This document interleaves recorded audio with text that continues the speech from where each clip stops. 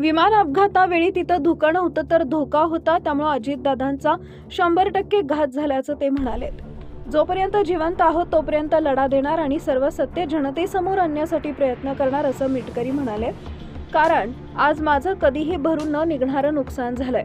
लवकरच अजितदादानंतर त्यांच्या कुटुंबियांच्या निष्ठेपायी त्यांना समर्पित करण्याचा निर्णय घेणार आहे. या संदर्भात मे महिन्यात भूमिका जाहीर करणार असल्याचं मिटकरी म्हणाले.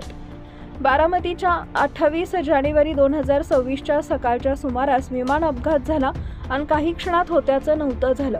राज्याचे उपमुख्यमंत्री अजित पवार यांचं विमान दुर्घटनेत अपघाती निधन झालं. अजित पवारांसह पिंकी माळी, विदीप जाधव, कॅप्टन सुमित कपूर, कॅप्टन शांभवी पाठक यांचा देखील मृत्यू झाला. त्यानंतर राज्याच्या राजकीय वर्तुळात घडामोडींना वेग आला. शनिवार दिनांक 31 रोजी अजित पवारांच्या पत्नी सुनेत्रा पवार यांना उपमुख्यमंत्री पदाची शपथ देण्यात आली. त्यांचा काल शपथविधी पार पडला. राष्ट्रवादी काँग्रेस नेत्यांची काल बैठकही झाली आहे. अजित पवारांच्या निधनानंतर आज 5व्या दिवशी राष्ट्रवादी काँग्रेसचे नेते आणि आमदार अमोल मिटकरी यांनी एक भावनिक पोस्ट लिहून 5 प्रश्नांनी लक्ष देखील वेधलं आहे. अमोल मिटकरी यांनी त्यांच्या सोशल मीडियावरती पोस्ट लिहिली आहे. त्यांनी पोस्टमध्ये म्हटलंय की आदरणीय दादा गेले हे अजूनही कुणाचं मन मानायला तयार नाहीये. काल देवगिरीवरील त्या 2 खुर्च्या बघून परत डोळे पाणावले. त्यातील पहिली खुर्ची सामान्य माणसाची कामे वा तक्रार नीट बाजूला बसून ऐकणाऱ्या व्यक्तीची आणि दुसरी आदरणीय दादांची.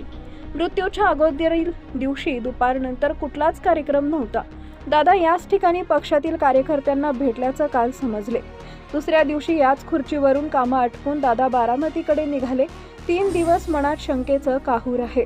प्रश्नाचा आगडोंब उसळतोय. मृत्यूचं राजकारण करण्याचं पाप मी तरी करणार नाही.